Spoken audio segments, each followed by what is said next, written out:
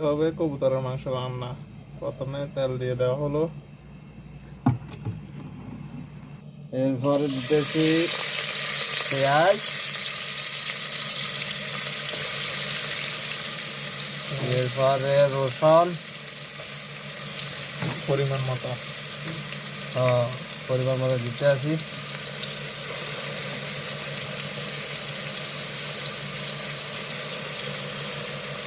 একটু লাড়া দিতে হবে।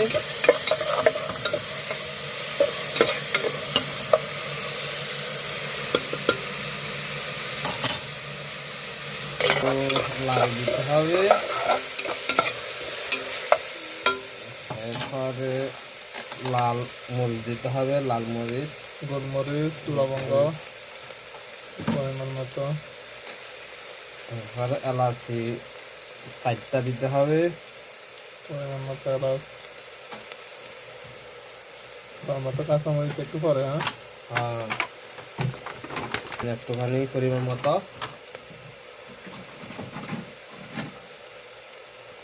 মিষ্টি জিরা, এরপরে তেজপাতা, মশলা এগুলো থাকলে দিবেন।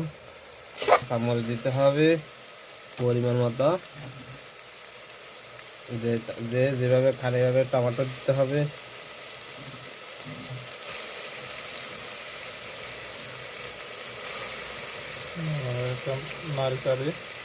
নারকেল সারি গুঁড়ি দিতে হবে। এরপরে হলুদ মরিচ দেবো। পরিমাণ মতো লবণ দিতে হবে। তারপর একটু পরিমাণ মতো হলুদ দিতে হবে।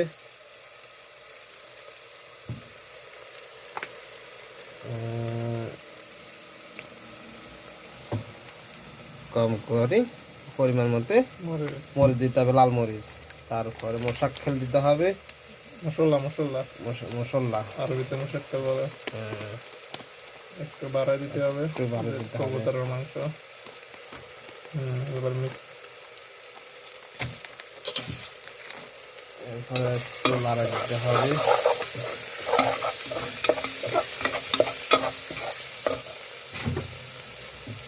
পানি দিতে হবে,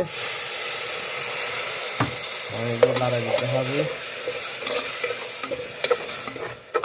নাড়া দেওয়ার পরে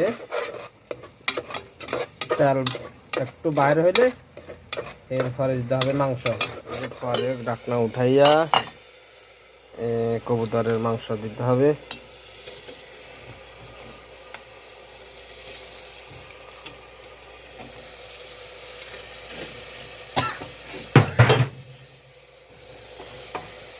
এরপরে লড়াই দিতে হবে সম্পূর্ণ।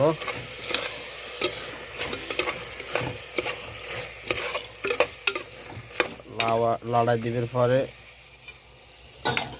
হালকা করে ডিম করি আগুন 20 মিনিট রাখতে হবে, বা 10 মিনিট বা 15 মিনিট রাখতে হবে। লড়াই দিবের পরে